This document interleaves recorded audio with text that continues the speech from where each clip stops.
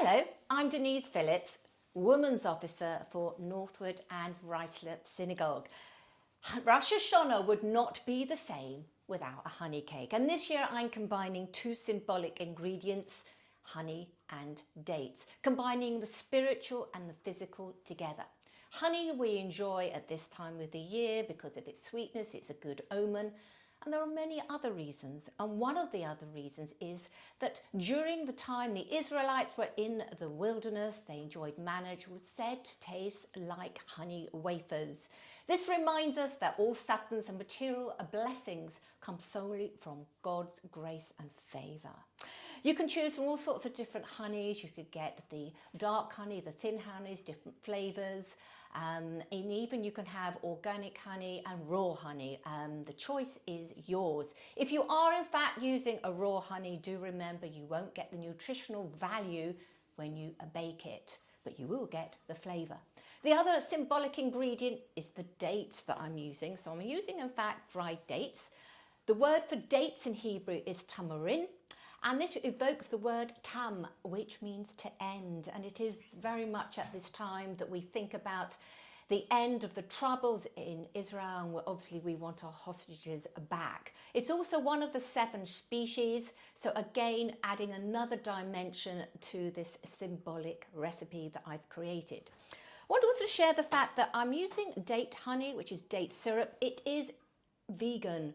It has a lovely caramel colour and flavour. Let me just show you the goldenness of this, and it has a syrupy taste. If you're using it in cooking generally, the substituting is the same amount as to honey as is to date syrup, but bee honey is in fact a little sweeter, so you might want to use a little bit less.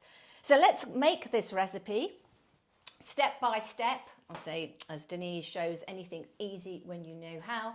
Firstly, make sure you get a tin lined with parchment paper, and we're going to start with plain flour, adding, these are all the dry ingredients, baking powder, cinnamon, a little bit of salt, and we're going to add some brown sugar here. So it all gives it nice flavour. And what I've done here with the dates, I've chopped up these dried dates, but what I've done first, I boiled water over them to soften them. I've chopped them up. It just means that they're really lovely and soft. So I'm going to add the dates to the mixture. Going to add, and then this is a vanilla, lovely flavours of that. And if you can, and get also, this is nutmeg. I like to grate this fresh. Or you can have it powdered. Just a little bit of nutmeg gives it a wonderful, wonderful flavour. Going to be adding now my date syrup. Look at this gorgeous syrup. It is available at all the local kosher supermarkets. So if you haven't seen it, take another look. You will find it. So that is my date syrup. Adding now vegetable oils. It's going to give this a bit of a stir now. And then we've still got some eggs to add. Say, really quick and easy recipe to make. Now I've got 2 eggs here. Going to add the third in a minute. Just want to show you a little tip about breaking eggs, which is always good to show you something.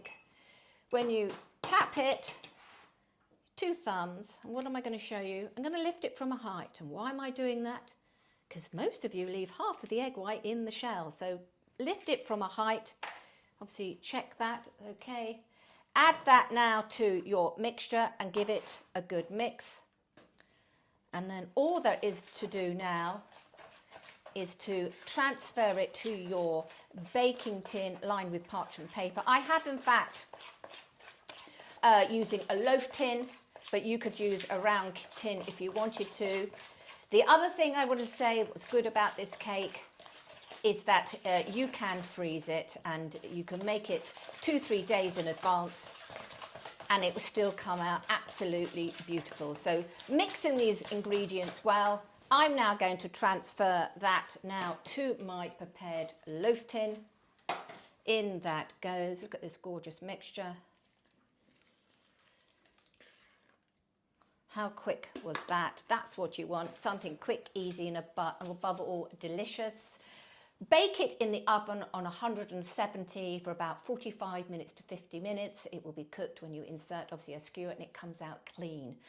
The full recipe is on my website, jewishcookery.com. I would like to wish you all a very happy, healthy, and peaceful Shana Tova, happy, healthy new year. And obviously, want to wish you best dishes, but also now want to transfer over to Rabbi Green, who will share his spiritual message for you. Thank you. Hello everyone, thank you Denise. Who doesn't love a good honey cake? So thank you for that. I'm Shia Green, Rabbi at Northwood and Ruislip United Synagogue. As a rabbi, we're not often looked at as cool or in touch. However, I use WhatsApp, I text with abbreviations such as LOL or OMG.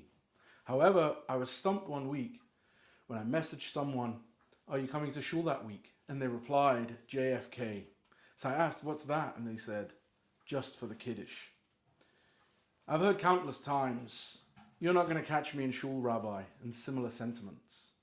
But with Rosh Hashanah coming, Jews the world over, they attend shul and tune in to the message of the day, a feeling of return, reflection, and growth. And we have two options. We could choose to look at the things we don't do. We could dwell on them, or we could choose to dwell on the things we do practice. So whether you're a JFK, a just for the Kiddush Jew, or you're just coming to hear the sounding of the shofar on Rosh Hashanah, we should focus not on what's wrong, but what's right. And may we all be blessed with a Shana Tova U'Metuka, a sweet, happy, and good year for our dear brethren in the land of Israel, a year of peace, hope, and joy, and a year of liberation for our dear hostages. Am Yisrael Chai.